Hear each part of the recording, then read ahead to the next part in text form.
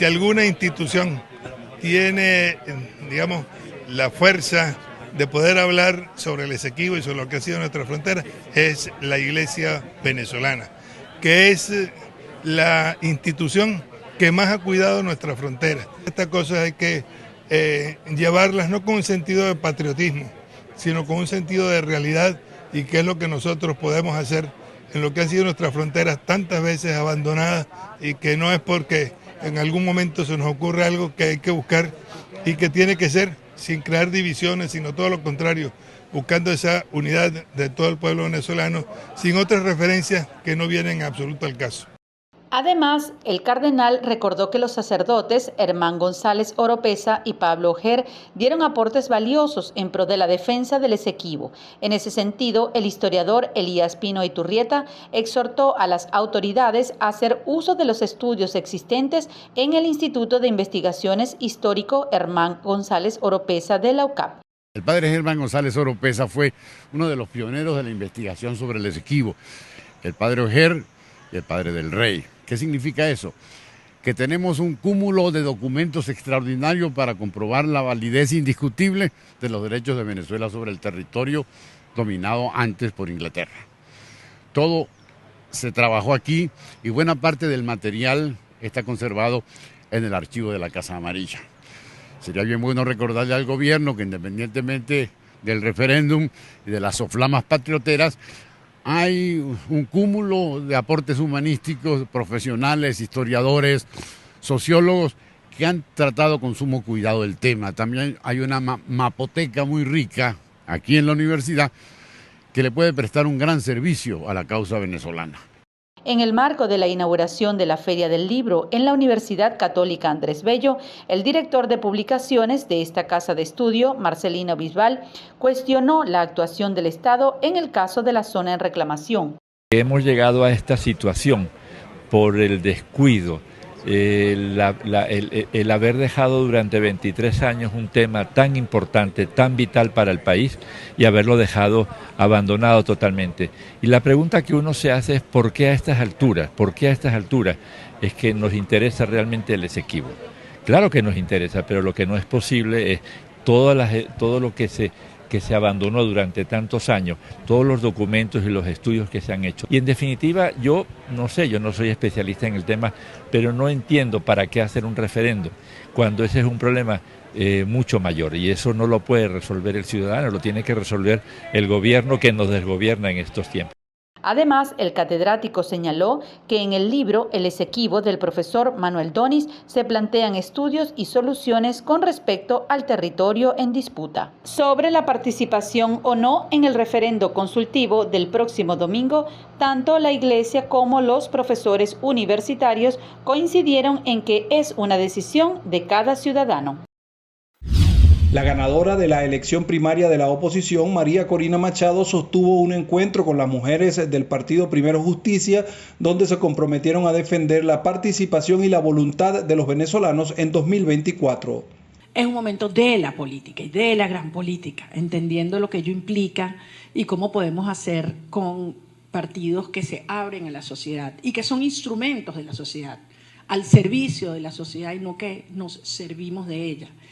Y creo que este es el gran reto en los meses por venir. Es decir, el país demanda un encuentro de los venezolanos de bien, con posiciones de mucha firmeza, lo cual no significa que no se puedan decir con mucha ternura, como tú decías, y una cosa no desmerita a la otra, todo lo contrario, ¿no?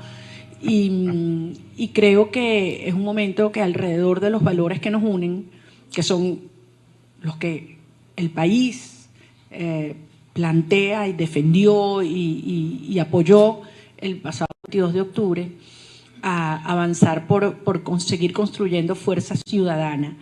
Machado afirmó que después de haber cometido errores, la oposición ha crecido y se viene preparando para lo que viene en 2024.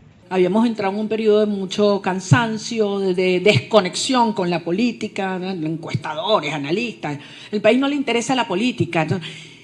Y decíamos, ¿y cómo hacemos ahora? Porque realmente tenemos una enorme oportunidad y la secuencia estratégica de las tareas que cumplir parte inevitablemente hoy en día de primero lograr un movimiento que energice, que dé esperanza, que movilice, para entonces ir a un proceso de renovación y legitimación del liderazgo, para después, con toda esta fuerza, asegurarnos que alineamos a toda la gente dentro y fuera de Venezuela que necesitamos, que ponga su fuerza, su ánimo, su trabajo alrededor del urgente, inevitable, impostergable cambio político.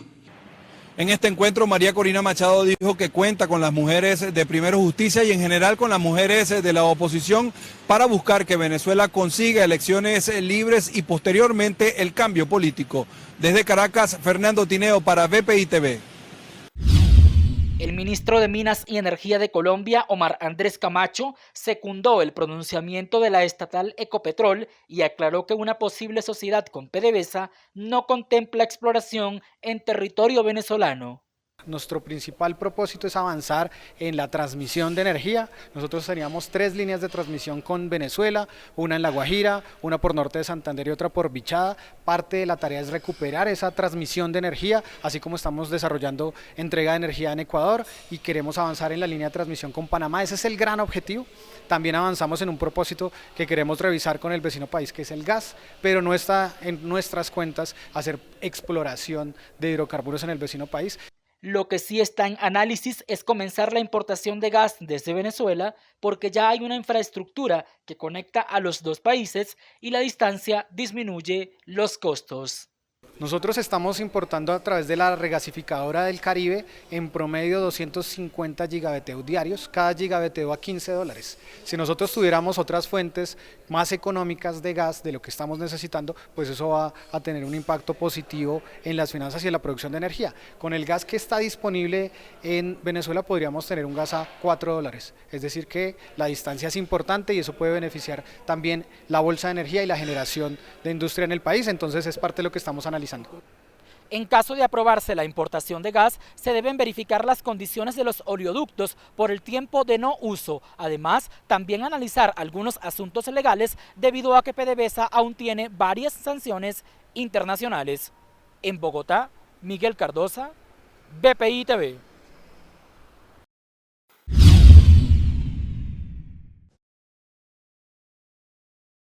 El tratamiento es muy costoso, aseguran las madres de los niños y jóvenes que sufren de fibrosis quística y que se reunieron frente a la sede diplomática para pedir ayuda. Actualmente hay más de 500 pacientes de fibrosis quística, han muerto más de 100 pacientes en los últimos 3-4 años. El tratamiento para un FQ es costosísimo, $23.000 aproximadamente el castrio, que son los moduladores que no tenemos acá. Es una enfermedad genética incurable hasta los momentos. Son chamos que dependen de un medicamento, dependen del Estado y nosotros estamos pidiendo hoy aquí los medicamentos básicos para poder entrar en el medicamento que retiene la enfermedad, porque primero tienen que estar muy bien con los medicamentos básicos para poder ponerles el castrio, que es el que retiene esta enfermedad, no la cura, pero la retiene y nuestros hijos pueden vivir una vida respirando libre. La situación es en Venezuela completa, la situación de los hospitales, de las unidades de FQ es en Venezuela completa. Todas las mamás que estamos aquí estamos llorando, pidiendo el mismo clamor que pide cada una. Ya fuimos a la Asamblea Nacional, ya fuimos al Ministerio de Salud y todo el tiempo nos están diciendo el bloqueo.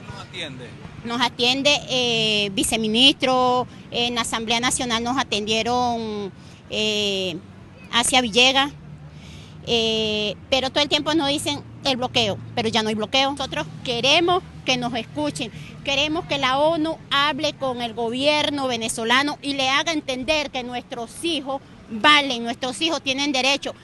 Los representantes de estos pacientes aseguran que para un venezolano de a pie es imposible costear estos medicamentos. La crisis de la fibrosis quística es muy difícil.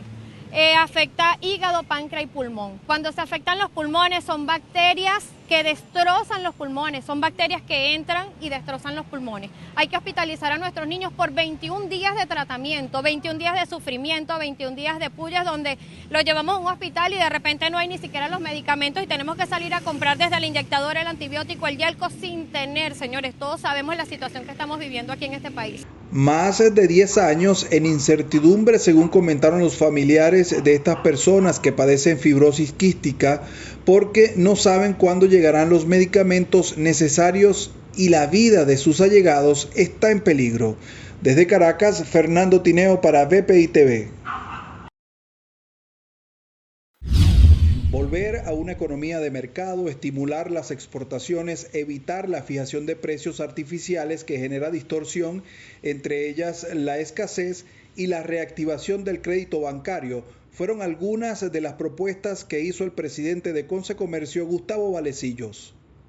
Tomando en consideración que se requieren medidas urgentes que lleven al crecimiento económico de los sectores no petroleros, que por el bien de la nación las mismas se deben mantener aparte de la diatriba política de los años electorales. Y conociendo que la nación venezolana ha estado anclada a un modelo rentista que empezó a mostrar su inviabilidad en el año 1983 y que luego de 40 años sigue teniendo una estructura legal y constitucional diseñada para repartir una riqueza petrolera que ya no está disponible para todos. Realizamos entonces las siguientes propuestas. Adecuar la ley del trabajo, acorde a la necesidad económica nacional, de manera que la productividad permita la generación de un ingreso real y apropiado para las trabajadoras y los trabajadores. Implementar un plan tributario nacional, ampliar la base tributaria nacional, llevando a la formalidad todas las actividades económicas. Es necesario iniciar campañas para llevar todas las actividades económicas del país a la formalidad. Se sugiere revisar todo el marco legal que genera irracionalidad en tributos. Las únicas personas que no deben contribuir con el Estado son las personas que viven exclusivamente de las pensiones y jubilaciones. Es necesario que el tamaño del Estado esté adaptado al tamaño de la economía. Hay que adecuar ese Estado a lo que puede costear con los ingresos reales del fisco y devolver al sector privado las empresas bajo control del Estado para que pasen de ser una carga a ser una fuente de tributos. Según Valecillos, esta propuesta ya está en manos de la administración Maduro. Este mismo documento fue recibido en vicepresidencia, en el Ministerio de Comercio y en el Senado esta mañana. No, se entregaron es una propuesta que les estamos haciendo y todavía no tenemos respuesta porque se está presentando en este momento al país. La caída en las ventas hizo a los empresarios realizar esta propuesta. El comercio es el consumo, la caída del consumo. Tuvimos un primer semestre donde cayó considerablemente el consumo, que rozó o rondó el 5%, un tercer trimestre que vino a estabilizar y un cuarto trimestre que esperamos que suba un poco porque, como ya nos dijeron esta mañana y nos dieron una clase magistral, nos comparamos con un periodo del año anterior que fue bastante malo y esto va a permitir que crezcamos lo suficiente para cerrar este año 2023 en positivo. Tienen buenas perspectivas de crecimiento para 2024 si se mantienen las licencias de la OFAC vigentes. Desde Caracas, Fernando Tineo para BPI TV. La Corte Suprema de Panamá declaró el martes inconstitucional el contrato de concesión de la mina de cobre más grande de Centroamérica. Los 9 ministros del máximo tribunal tomaron la decisión por unanimidad. Lo anterior significa que la referida ley queda expulsada del sistema normativo que rige en el país. El contrato entre el gobierno y la minera canadiense First Quantum Minerals autorizaba a la empresa a operar por 40 años un yacimiento de cobre a cielo abierto en el Caribe panameño. El Congreso aprobó el acuerdo el 20 de octubre, lo que desató masivas protestas y bloqueos de rutas que provocaron pérdidas millonarias en el sector agropecuario, turismo y comercio. La compañía argumenta que la mina genera 50,000 empleos, aporta 5% del Producto Interno Bruto panameño y que el contrato incluye el pago de regalías anuales por $375 millones. La mina produce desde 2019 unas 300.000 toneladas de concentrado de cobre anuales, que representan el 75% de las exportaciones panameñas. Activistas denuncian que la mina daña severamente el medio ambiente por estar en un corredor biológico que conecta Centroamérica y México. La empresa, que ha invertido en Panamá más de $10.000 millones, notificó al gobierno su intención de presentar demandas arbitrales, aunque espera que la situación se resuelva mediante diálogo. El gobierno del presidente Laurentino Cortizo afirmó que acata la decisión de la Corte y se dijo preparado para defender los intereses nacionales frente a un eventual arbitraje, que de perderlo implicaría una indemnización multimillonaria para las arcas públicas.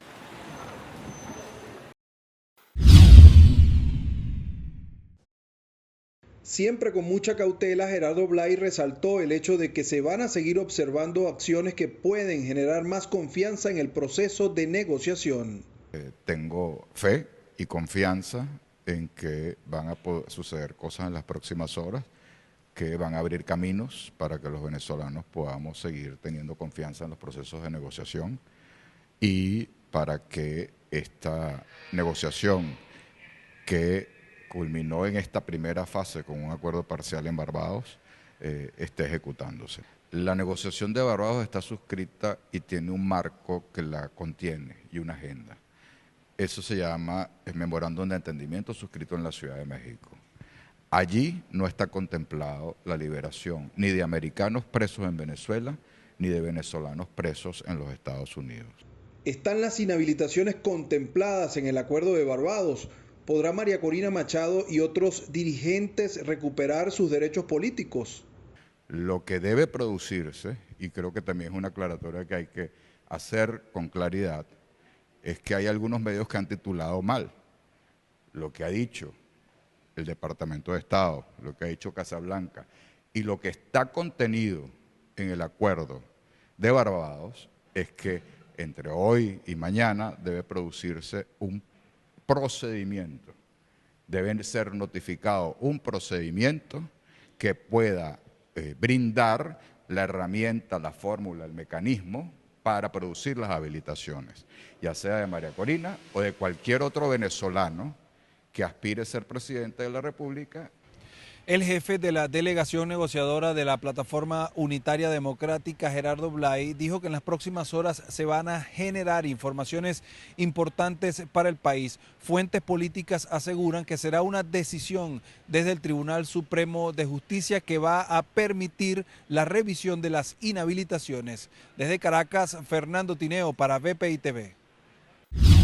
Nuestra propuesta, conformada con base en un aumento del salario mínimo nacional en $180, de los cuales el gobierno pudiera tener ya la mitad de esos recursos, porque tendría que salarizar los bonos que viene pagando, el bono de alimentación y el bono de guerra, pudiera ser algo perfectamente factible. El profesor que inicia su carrera full time estaría en $726 y el que está en el más alto escalafón en 1.184. Es un camino de reconstrucción y ahí va la primera solicitud.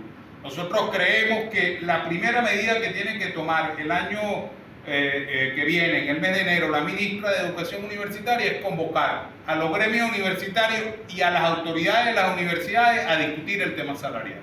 Asimismo, Afonso explicó que el sueldo de un profesor titular de dedicación exclusiva fue lo equivalente a $121 estadounidenses en marzo de 2022, mientras que será de $15 en diciembre de 2023. La propuesta es que en enero de 2024 sea de $1.184. Sin embargo, el salario promedio en países de América Latina es superior a los $3.900.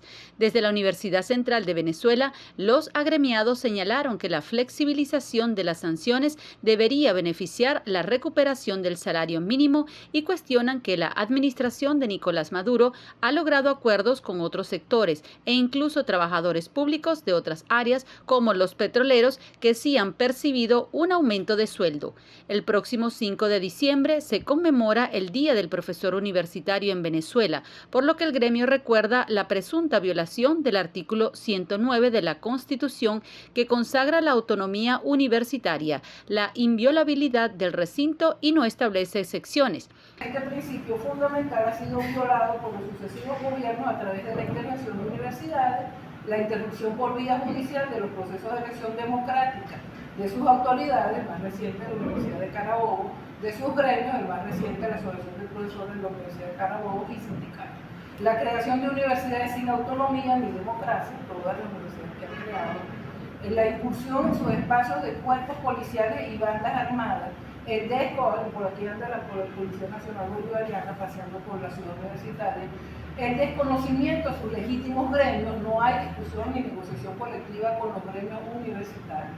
La apropiación y manejo del presupuesto por el Ejecutivo Nacional, no hay presupuesto universitario, no es que no, es poquito es que no hay. Y el secuestro de sus nombres. La imposición de condiciones deplorables de trabajo y remuneración que violan los reglamentos internos, los convenios y los contratos colectivos. Todos estos graves atropellos se han materializado a pesar de la permanente denuncia y movilización de los universitarios durante todos estos años. El sector aseguró que pasó de perder calidad de vida a la imposibilidad de sobrevivir en las condiciones salariales actuales y que esa es la principal razón de la pérdida de talento en las casas de estudio del país. El sector del transporte pesado en Bolivia está preocupado por la escasez de diésel en el país. Y aunque en esta jornada las filas en las estaciones son más cortas, los transportistas piden la destitución de autoridades, mientras que la estatal Yacimientos Petrolíferos Fiscales Bolivianos, YPFB, garantiza el abastecimiento del combustible. Las largas filas que se registraban en las estaciones de servicio son menores que otros días, pero se mantienen constantes y los conductores aún esperan su turno por horas para cargar diésel. El gerente de YPFB Logística, Félix Cruz, manifestó que más de 200 camiones cisternas arribarán al país en las próximas horas con volúmenes de diésel y gasolina que garantizarán el combustible. Explicó que tras 20 días de marejadas altas que no permitían que el buque se estacionara en la terminal marítima de Arica, la embarcación arribó y están trabajando en la recepción de las cisternas y en el despacho en las diferentes estaciones. Hace varios días que los transportistas realizan largas filas en las estaciones para cargar diésel, mientras que la Agencia Nacional de Hidrocarburos garantizó el abastecimiento del combustible y las autoridades pidieron calma a la población. El precio del diésel y la gasolina se mantienen fijos desde hace unos 17 años, con una excepción de 5 días en diciembre de 2010, cuando el entonces presidente Evo Morales determinó retirar la subvención, lo que supuso incrementos del 57% y 82% en los costes de los combustibles.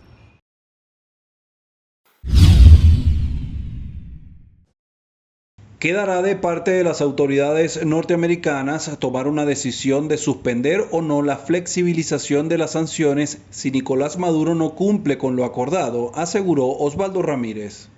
Este punto es fundamental entenderlo. Una cosa es lo que se haya acordado con la plataforma unitaria, otra cosa es lo que se haya acordado con parte de la comunidad internacional. Y justo en ese punto, la expectativa es, dame la ruta, dame los mecanismos para que la gente pueda apelar las inhabilitaciones, cómo me vas a regresar las tarjetas de los partidos políticos.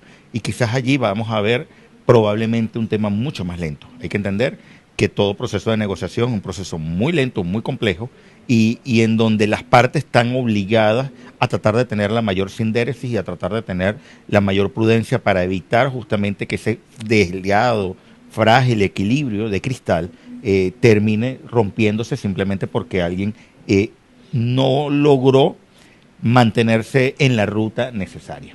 Todavía no tenemos una fecha de la elección, si bien se acordó que esa elección presidencial podía ser en el segundo semestre del 2024, la realidad termina siendo que sigue siendo muy amplio y probablemente parte de la presión venga asociada a decir, señores, dame la fecha exacta, porque darme la fecha exacta significa activar todos esos mecanismos de observación electoral previa. Según Ramírez, la administración Biden hará lo posible por mantener a Nicolás Maduro dentro de la negociación para asegurar el suministro energético.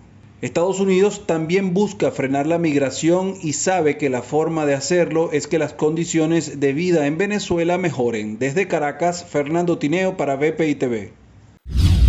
2024 será un año electoral y la administración Maduro podría aumentar el gasto público, como ha sido la tendencia en el pasado en procesos comiciales.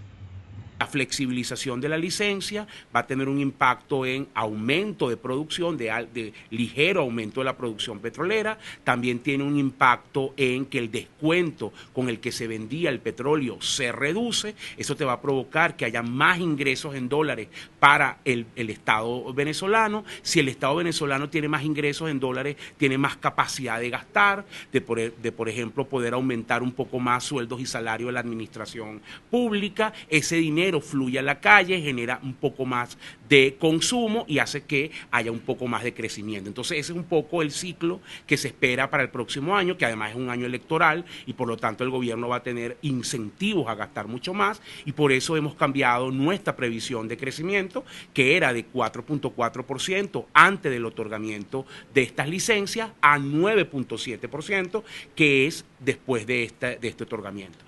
La inflación también seguirá elevada en 2024, tanto en bolívares como en dólares.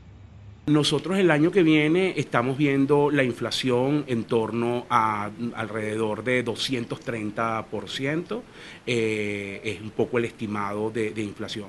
Si tienes un escenario de menor ejecución de gasto o de menor digamos, donde vuelven otra vez las sanciones y el flujo de ingresos se reduce, probablemente tengamos un poco menos inflación. Una inflación de 200% es una barbaridad, nadie dice lo contrario, ¿no? Yo dije la cifra, no hice análisis de la cifra, pero efectivamente el dato de inflación es una barbaridad. Ahora, también hay que considerar que Venezuela vive una realidad bimonetaria.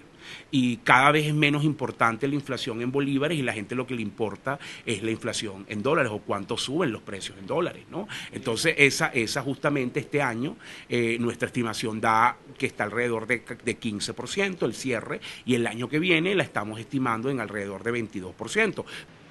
Sobre el empleo, el economista Asdrúbal Oliveros dijo que 2023 cierra de la siguiente manera. El 40% de las personas se define como autoempleadas, mientras que más del 50% dijo tener más de una fuente de ingreso. Desde Caracas, Fernando Tineo para BPI TV.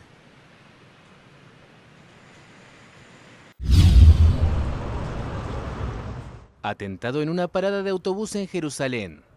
El ataque en el que murieron 3 personas fue reivindicado por Hamás. El movimiento islamista palestino aseguró que es una respuesta natural a los crímenes de Israel y llamó a una escalada de la resistencia. Esta mañana a las 7:30 de la mañana, detrás de mí y en esta parada de autobús, mientras que muchos civiles estaban de pie o sentados esperando un autobús, 2 terroristas llegaron en su coche, salieron con sus armas y simplemente dispararon por todas partes, hiriendo a 16 personas. Y desgraciadamente 3 han muerto. Las autoridades agregaron que los atacantes fueron abatidos por 2 soldados que no estaban en servicio y por un civil que les disparó. El primer ministro israelí Benjamín Netanyahu agradeció esta rápida acción, que según él evitó un ataque aún más grave. Acabo de terminar una reunión con el secretario de Estado estadounidense Antony Blinken poco después de que asesinos de Hamás mataran a israelíes aquí en Jerusalén. Y le dije, este es el mismo Hamás que llevó a cabo la terrible masacre del 7 de octubre. El mismo Hamás que está tratando de asesinarnos en todas partes. Y le dije que juramos, yo juré eliminar a Hamás y nada nos detendrá. Continuaremos esta guerra hasta que logremos los 3 objetivos. Liberar a todos nuestros secuestrados, eliminar completamente a Hamás y garantizar que nunca vuelva a producirse una amenaza semejante desde Gaza. Los hechos se produjeron poco después de que se anunciara una nueva prórroga de un día en la tregua entre Israel y Hamás en la franja de Gaza, en el 7º día de intercambios de rehenes israelíes y presos palestinos. La presidenta de la Corte Internacional de Justicia, John Donoghue, precisó que Venezuela debe abstenerse de cualquier acción que altere la disputa territorial del Esequibo. Durante el veredicto, la organización interaccional aseveró que Guyana busca proteger los territorios adjudicados en el laudo de París. Además, la Corte considera que el derecho de Guyana es plausible. Tomando esto en cuenta, la Corte Internacional de Justicia resaltó que hasta tanto se adopte una decisión final de la controversia, Venezuela y Guyana se abstendrán de tomar medida alguna que agrave la situación o que dificulte su resolución. Este fallo responde a la solicitud de Guyana de emitir medidas provisionales para evitar que se realice el referéndum consultivo del próximo 3 de diciembre. No obstante, el organismo no pidió directamente a Caracas cancelar la celebración de ese proceso electoral, pero sí urgió a la administración de Nicolás Maduro a no agravar la disputa entre ellos y recordó que sus fallos tienen efecto vinculante y, por lo tanto, crean obligaciones jurídicas internacionales. El gobierno de los Estados Unidos advirtió este viernes que está dispuesto a suspender en los próximos días el alivio de ciertas sanciones impuestas a la administración de Nicolás Maduro en Venezuela, a menos de que haya más avances en el país en cuanto a la liberación de presos políticos. Durante una conferencia de prensa telemática, el portavoz del Consejo de Seguridad Nacional de la Casa Blanca, John Kirby, apuntó que la administración Biden aún no ve avances. La excarcelación de los privados de libertad por motivos políticos es una de las exigencias que eleva Estados Unidos a Venezuela, a propósito del acuerdo firmado entre el oficialismo y la oposición en Barbados. Por otra parte, Kirby celebró que la administración de Nicolás Maduro haya abierto una vía mediante el Tribunal Supremo de Justicia para revisar la candidatura de María Corina Machado en las presidenciales de 2024, otro de los reclamos que sostiene Washington para mantener el levantamiento de sanciones.